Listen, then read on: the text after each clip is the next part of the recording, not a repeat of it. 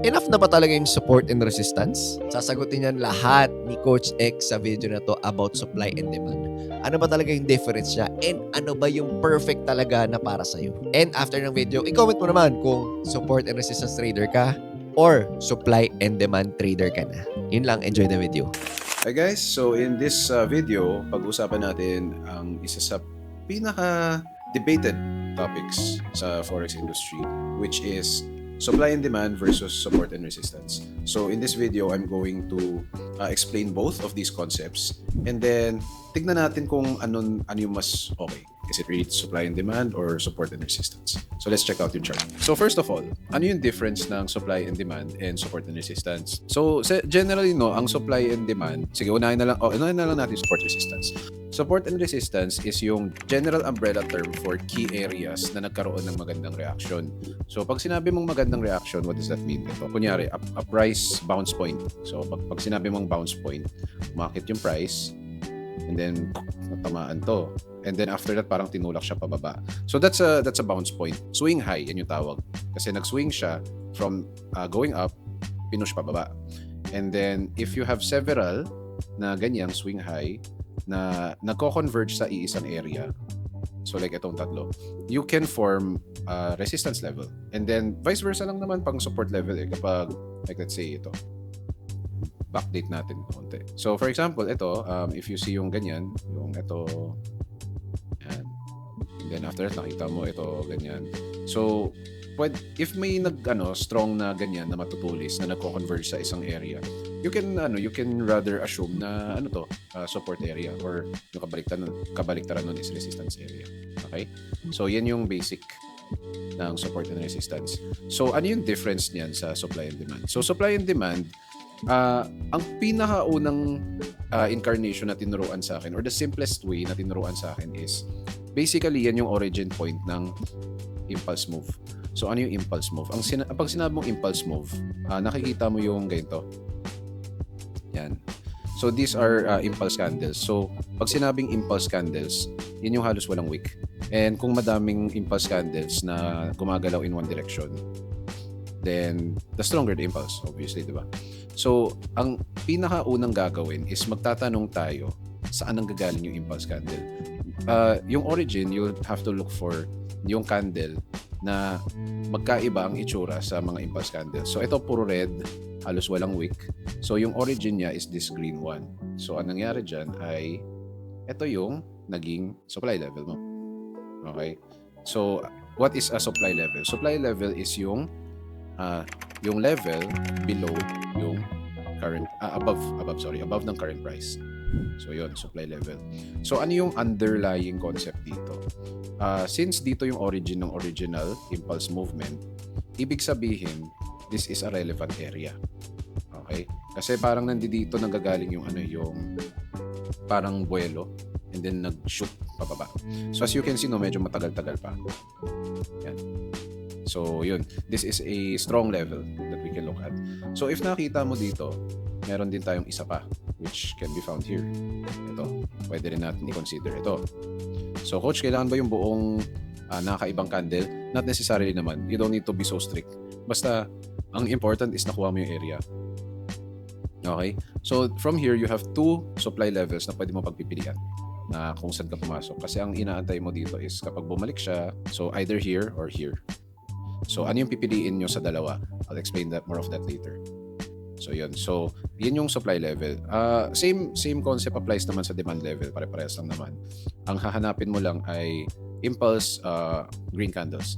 So, for example, ito. Ayan. Sige, backdate na lang natin para mas maganda. Let's say this one. Ito, kunyari. Nakita tayong impulse bullish. Ano yung origin niya? Yung origin niya is yung candle dito na nakaiba. Itong red. So, from there, pwede ako mag-drawing ng rectangle dito. Okay? So, this tells me that this area is key area or strong area na demand. Okay? So, ang underlying assumption dito is kapag bumalik yung price sa demand, aakyat ulit siya. Which nangyari, umakyat nga siya, pero hindi siya nag-sustain. So this tells us no na hindi naman magic lines ang supply and demand. They are basically, yung pinaka-underlying concept dyan is if may impulse move na nangyari, okay, like this, the concept here is that kapag bumalik ang presyo sa origin ng impulse move, gagayahin niya ulit yung impulse move. Yan yung basic underlying concept nun. And ayun, matagal-tagal na nandiyan na yung concept na yan. Since 1990s pa yan, mga ganyan. So yun. Ito yung pag-identify ng mga strong zones. If you would research deeper pa, no, may mga other terminology pa. Like may mga ibang klaseng types of supply and demand. Like for example, meron tayong mga, kapag may nakita kang kunyari, pababa, and then after that tumigil siya dito, then bumaba, we call it the drop base drop. Yan, drop base drop. Or kung may nakita kang umakyat, like this, umakyat, and then nagtigil siya dito, then nag-drop ng malaki, tawag dyan naman, rally base drop. Ito, kunyari may nakita kang umakyat, then after that nagpahinga, and then umangat ulit, and rally base rally. Pero for me, no, I prefer na hindi tayo mag-memorize. Kasi hindi magiging perfect parate yung chart sa mga, kunyari, mga rally base rally, drop base drop. So better na lang just keep it simple. How to identify yung mga supply and demand levels. Okay? So, yung question dito is, ano ba kaya yung mas okay? Supply and demand or support and resistance? For me, they are two concepts na similar pero hindi siya sobrang same. So, for me, gusto ko sana integration. Okay? So, eto, papakita ko practical example. So this one, meron tayong dalawang supply level here. So ako, pagpipilian ko, ano yung mas okay na level dito? Let's say, meron akong mag-spot ako ng resistance lines. So this one is a resistance. Yan. And then after that, ito, pwede naman din siyang i-consider na resistance.